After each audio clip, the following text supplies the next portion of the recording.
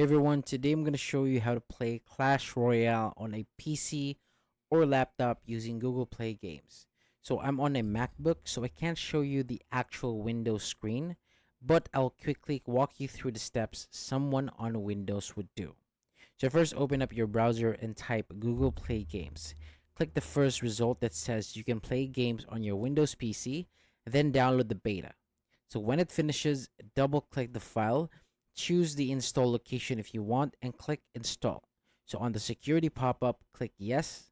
So it will ask you to sign in with your Google account. You'll be sent to the browser where you just enter your email and password. Then confirm it's the official Google Play Games app. If it's if it asks you to create a profile, just choose a username and accept the terms and privacy. So once Google Play Games is ready, click the search icon, type Clash Royale, then click install. So if the game doesn't run properly and it mentions virtualization, you may need to turn that on in your BIOS. So which you can look out for specific device. After you finish the free training matches, open the menu, go to the settings, and connect your Supercell ID to sync your old account. And that's it. Thank you so much for watching, and for more videos like this, hit the subscribe button.